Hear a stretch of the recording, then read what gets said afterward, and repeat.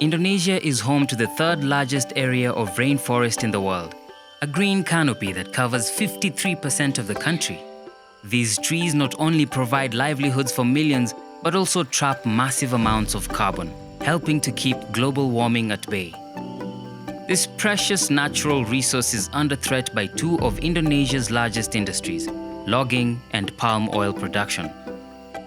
Sumatra globally is a critical area both in terms of unique endemic biodiversity as well in terms of climate change and mitigation of climate change, in particularly because it is an area which is home to tropical peatlands which are extremely rich in carbon.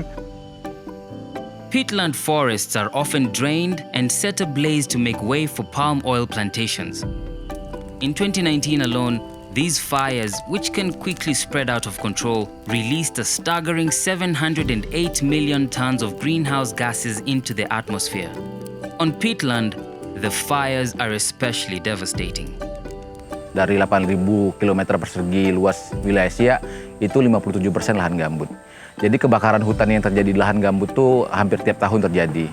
Anak-anak tidak bisa sekolah, ekonomi tidak berjalan lancar, bahkan bayi-bayi harus diungsikan gitu. While unsustainable palm oil production destroys forests and feeds climate change, 3 million Indonesians and their families depend on this industry. Enter Alam Siak Lestari, an organization that promotes new ways for local people to make a living sustainably. Masyarakat tuh harus mendapat alternatif pendapatan, jadi tidak hanya melalui kelapa sawit. Nah, akhirnya kami beride untuk membuat budidaya ikan gabus di lahan gambut. By reflooding canals previously dug to drain peatland, Alam Siak Lestari has created snakehead fish farms and fireproofed the adjacent land.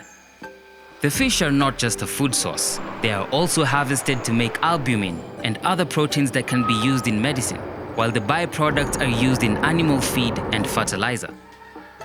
Dengan adanya nanti budidaya ikan gabus yang dipelopori oleh Alam Siak Lestari nanti didukung oleh salah satu investor yang ingin mengembangkan di sini, ya kami sangat luar biasa begitu. Karena salah satu membuka lapangan kerja di sini nanti Bu, selain dari untuk komunitas kami, khususnya untuk masyarakat juga gitu.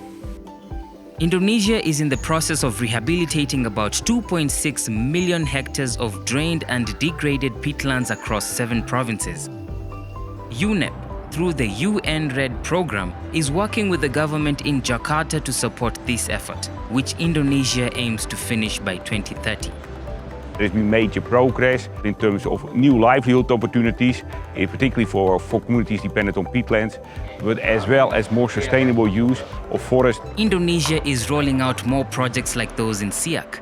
These projects feature a range of carbon-neutral business models, which are crucial to stopping peat fires and restoring Indonesia's forests.